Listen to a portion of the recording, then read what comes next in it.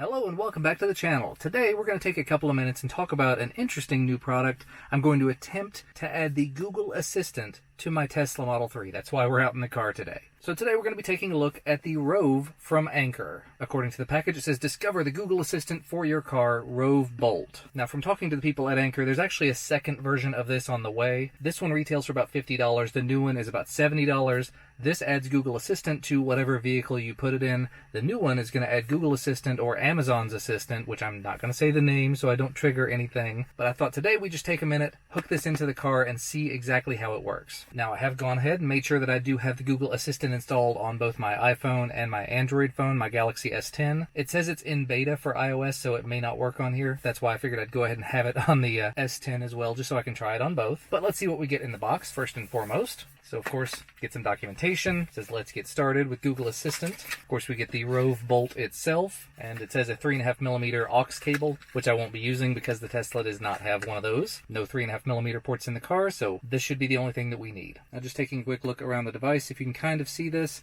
has two USB charging ports. They're not quick charge, they're not USB-C or power delivery or anything. 5 volts, 2.4 amps each for a total of 5 volts, 4.8 amps max. Here on the other side, there's a 3.5mm port, and there is a button on here for Google Assistant, and I think there's some LEDs across the top, and then the two microphones for the far field. But anyway, let's go ahead and install this. Now, in case you are not familiar, again, inside of this section, the center console of the Tesla is where the actual only 12-volt port exists, and we should be able to just simply pop it in like this.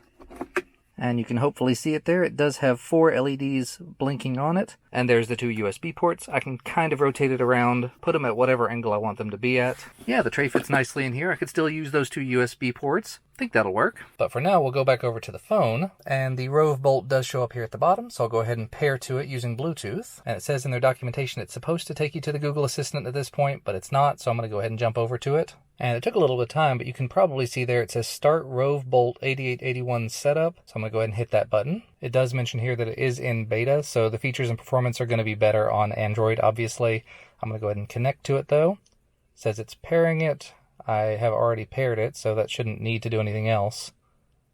Waiting for connection. Now it's trying to pair the Bluetooth low energy. Can't connect. Try again. Hey, it connected. Oh, and it made the sound. Says it is running updates on it now.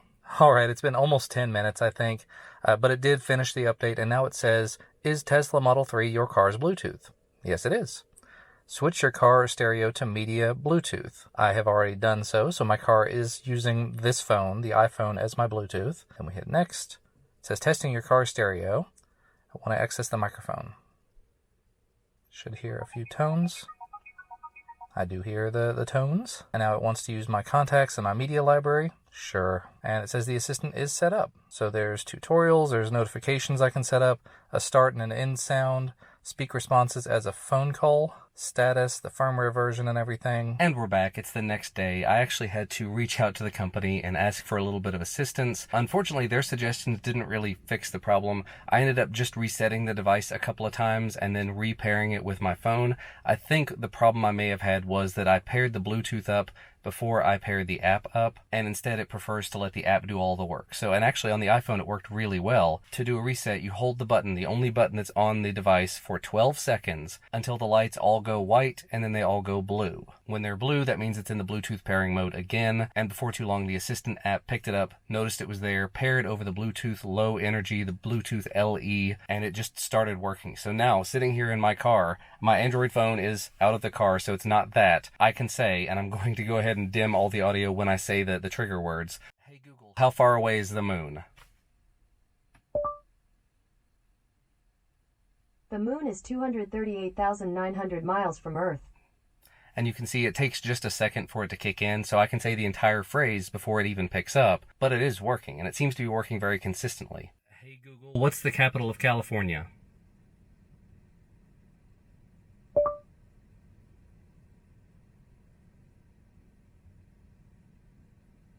Thinking about Sacramento is the capital of California. And that's a really long turnaround time. I mean, if you're on the road and you don't want to remove your hands from the wheel to touch your phone or something, that is definitely another option. But at the same time, that's a really long wait. You could also say something like, hey Google, play music by the Beach Boys.